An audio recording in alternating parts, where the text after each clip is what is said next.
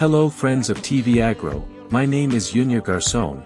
We are from Insignia Dog Training Center and we want to talk today about collars. We are in Wallandia Park and we want to take the space to talk about different types of collars. The first collar we are going to talk about is a fixed, simple collar that all dogs have. This collar is generally used for the dog to carry its tag and to be easily manipulated if it needs to run, to keep it in one place. It is important that it has a good insurance. Sometimes owners focus more on the beauty of the collar than on the safety, and the most important thing for us is the safety of the dog. Why is the dog's safety important? If I take my dog on a leash and the dog pulls too hard and suddenly escapes, then there is the possibility that it could get away, that a car could catch it or that it could suddenly fight with another dog, and these are things that I don't want. So we will make sure that the collars always have a good fastener. This fastener is a quick fastener, it releases and catches very quickly. This type of collars that are wide, are used for dogs that are brachiocephalic. That is to say that they have very small respiratory passages like Bulldog, French Bulldog, English Bulldog, Shar-Pei. So what do? We use wide collars so that the support point is enough to not choke the dog. Then, for dogs that are older and can walk, we are going to use fixed collars, and for all dogs to carry their ID tags, that is very important. Well, let's move on to our next collar, which is a slim and simple choke collar. This collar has certain features that help us a lot. Why? First, let's look for collars in which the eye bolt is totally welded like this one, not just pressed. Because if it is pressed and the dog pulls too hard, the dog will possibly escape. Second, that the collar is woven, glued and sewn like this one, that it is very resistant, because if the collar is not so resistant, a strong dog in a pull or with a scare can go away. Now, what is the correct way to place a choke collar? Sometimes people take the collar as they have it and put it either way on the dog's head. And that's not the way it is. The correct way to put the choke collar, is to take the leash for the dog to wear it on the left side. If I walk it on the left side, let the eye bolt go from the bottom up and let it run this way. Why? Because when the dog pulls he hears this. It closes completely. And if the dog gives in or I give in, this opens. That's what the choke collar placed the right way, the bottom up knot, should allow. If I put it on upside down the wrong way, the most likely thing is that the dog is going to pull or I'm going to pull. It won't close completely, see, and if the dog gives in, it won't open either. So the correct way is that the knot always goes from the bottom up to secure the dog. Now we are going to look at a dog's head position. We are going to talk about another type of collar. This collar is a bronco collar, wrongly called a punishment collar. What does this collar do? What this collar does is to sensitize the dog in case the dog pulls or is very aggressive. It is an activator. This collar has a very interesting theoretical basis. Dogs in their first months of life have a stage called sensitive bite stage, where the mother corrects the dog by means of small bites on the neck, and in this way makes the dog understand the social rules of the pack with its siblings. So, what this collar does is to return the dog to that stage and to be able to correct some behaviors such as aggression, like pulling too much, like suddenly anticipating when crossing a street. It is a collar that if you know how to use it, it is a very good tool, but obviously as all this is like a scalpel in the surgeon's hands, the one who makes you use it is a very good tool. The one who does not know how to use it will obviously mistreat the dog. But we have to go to something. Even with a cookie or a group of cookies, I can drive a dog crazy or teach him what I should not. So not all tools are always so bad, not all tools are always so good. I have to have a balance in the tools I use with my dog. Here we have another type of element.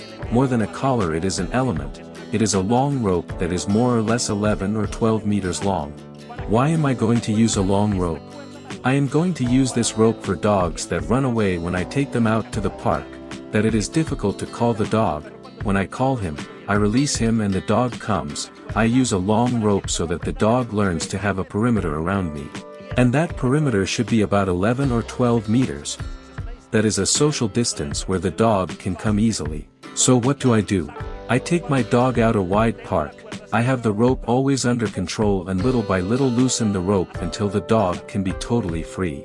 At that moment, if I do a good job for about 2 or 3 months, I can release the rope and the dog starts to have the psychological perimeter within the space and its distance to me. What can I do in addition with one of these collars? I can carry some treats in my pocket and call the dog in a friendly way, bend down, give him a treat, pet him and let him go. And I repeat that every time I go out to the park, about 6 or 7 times. What's going to happen next? That the dog comes to me because he knows I'm going to give him a treat. Why don't dogs want to come to their owners when they're called? Simply because people go out with eagerness when you call them, immediately put the leash on and go home. So the dog does not want to come to the house or get caught by the owner. Now, another serious mistake that owners make with dogs is that when they call the dog they take it out to the park to relieve itself, and as soon as the dog does its business they immediately take it into the house. Then, the dog does not relieve itself or takes a lot of time because it knows that this is the access key to the house. So this is a great tool, the long rope. We have this collar called slinger. We use it as a control tool. What do we do with this? It is placed in the same way as the choke collar at the top, and what it does is that it sensitizes the dog a lot for dogs that are very big, that play too rough or that are aggressive. To correct them, it is a great tool. But you still have to know how to use it. It has 2 stops, so I place them on the dog's neck where his position is. I place the first stop, lower it, and the second stop is like a control stop, about 15 centimeters away. What does this do? That the collar doesn't come off the dog's neck easily. Okay, that's a very, very important tool. Let's try them out. Well, here's Ginger. She's a pit that's likely to pull a lot with a fixed collar. Let's walk her and see how she does. Come on.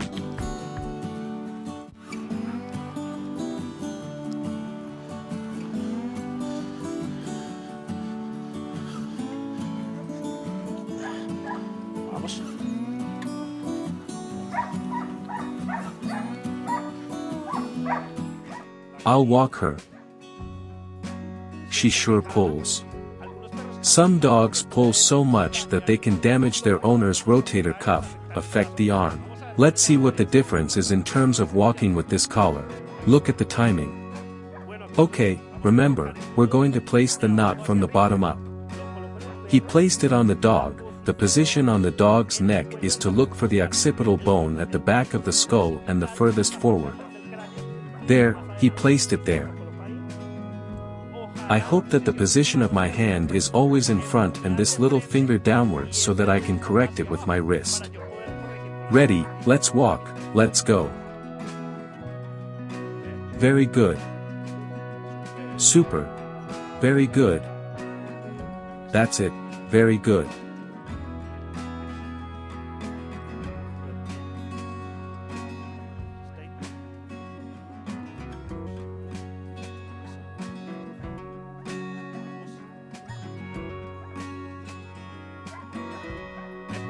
It seems to me that the change was very significant. I would say that the dog improved 50% in the way he was pulling.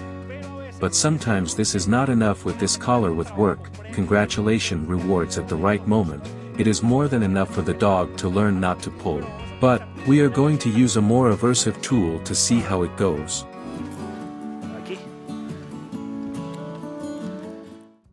Let's see what happens. Let's walk the same way, let's go.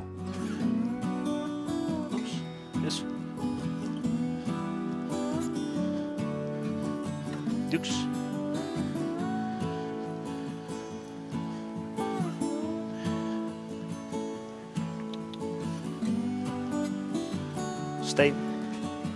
Well, what do we see in this necklace? I don't think this collar is necessary for her. This prong collar with a good work of rewards, of stifle educations would be more than enough.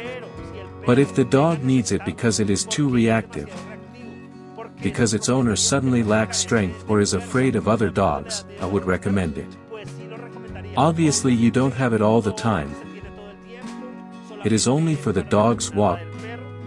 And I also have to be careful if the dog is suddenly allergic to metals, because some dogs are allergic to metals, especially dogs with white hair and too short hair tend to be allergic.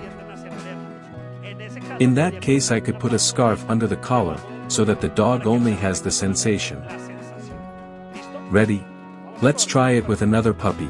Well, something that I find very sad are dogs that are taken to the parks with a leash of 50 or 60 centimeters and from that distance they see their whole life.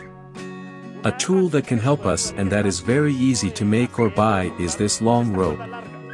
This rope is very long and allows the dog to have more fun and distance, and what I tell them, some prizes, take it. And let's walk with it. This rope is not a control rope. It's more like a safety and fun rope for the dog. Take it. Super. Come on.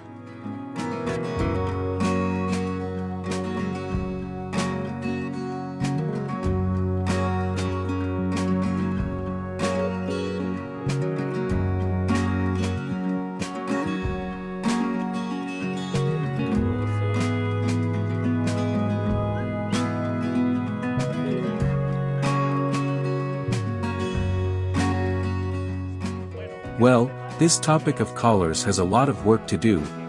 Hopefully TvAgro will give me the 10 programs I need to finish it. But as I know it won't be like that, we have a lot of information in the networks where you can follow us. Follow us on our YouTube channel Insignia TV and look for us as at Insignia Canina. Take care of yourselves, stay well.